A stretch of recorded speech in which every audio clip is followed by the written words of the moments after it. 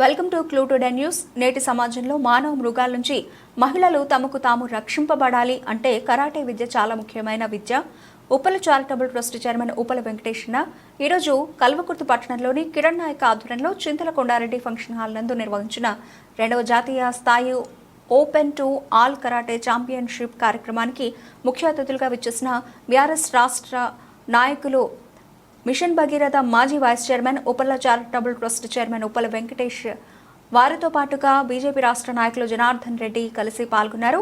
ఈ కార్యక్రమంలో బీఆర్ఎస్వి కల్వకుర్తి అధ్యక్షులు దారమోని గణేష్, తాళ్ల సురేష్ గౌడ్, కేటీఆర్ సేన సమితి అధ్యక్షుడు అంకు సురేందర్, బీఆర్ఎస్వి ఉపాధ్యక్షుడు నాగరాజు, భీమయ్య, అల్లుడు కృష్ణ, లక్ష్మమయ్య, గంగాధర్ తదితరులు పాల్గొన్నారు.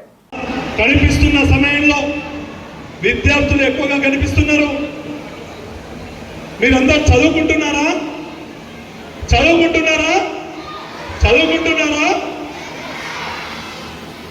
ఇప్పుడు మీ గోల్ ఏంటి? ఏంటిది మీ గోల్?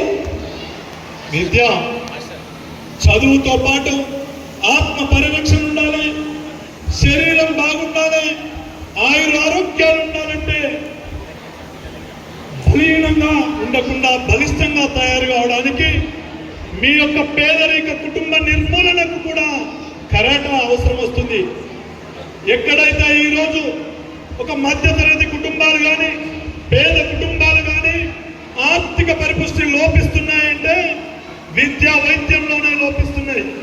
మంచిగా చదువుకుంటే మీరు రాబోయే తరాలు ఆ దేవుడు రాసిన రాతను మార్చేందుకు ప్రయత్నం చేసిన వాళ్ళు అవుతారు.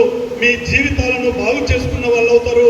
మీ కన్న తల్లిదండ్రుల ఆశలను నిలబెట్టిన వాళ్ళు అవుతారు.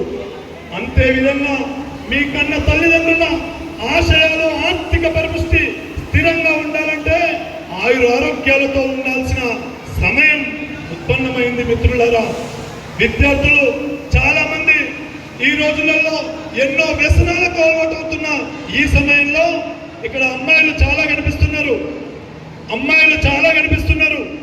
నేను చాలా ప్రభుత్వ పాఠశాలలలో నా యొక్క ఉప్పల చారిటబుల్ ట్రస్ట్ ద్వారా అనేక సేవా కార్యక్రమాలను చేస్తూ ముందుకెళ్లిన తరుణంలో కనిపించిన ఈ రోజులలో ఉన్న ఉజ్వలమైన భవిష్యత్తున్న అమ్మాయిలలో కన్న తల్లిదండ్రులకు భరోసానిస్తున్న సమయం చూశాను. మిత్రులారా, బిడ్డ, ఈరోజు మన పేదరికం మన కన్న తల్లిదండ్రుల ఆశయ సాధన నిలబడాలంటే, జన్మనిచ్చిన ఆ తల్లి సంతోషంగా ఉండాలంటే, ఆ తల్లికి మనోధైర్యం నింపుతున్న ఈ పేదింటి బిడ్డలు, ఎదగాలనే ఆలోచన ఉన్న బిడ్డలు ఈరోజు సమాజంలో ముందుకెళ్తున్న తరుణం. బిడ్డ, నేను చాలా స్కూళ్ళల్లో వెళ్ళాను. నా తలకొండపల్లి మండలంలో 54 పాఠశాలలుంటే 54 ప్రభుత్వ పాఠశాలలలో ఇట్లే కూర్చోబెట్టి మాట్లాడిన సమయంలో మాట్లాడుతూ ఒక అమ్మాయిని లేపి మాట్లాడితే, ఏ రోజైనా నీ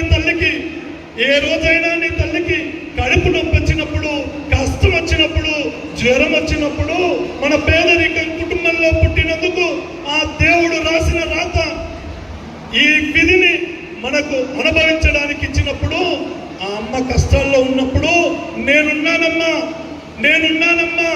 మీరు బాధపడొద్దమ్మా, ఏడవద్దమ్మా, కొద్ది రోజులలో నేను మంచిగా చదువుకొని నేను కరాటా నేర్చుకుంటున్నాను, ఉజ్వలమైన దృఢంగా తయారైతాను, ఏదో ఒక కష్టం చేస్తాను, మంచి చదువుకొని ఒక ఉద్యోగమో ఉపాధి పొంది మిమ్మల్ని అందరినీ కాపాడుకుంటానని చెప్తున్నా.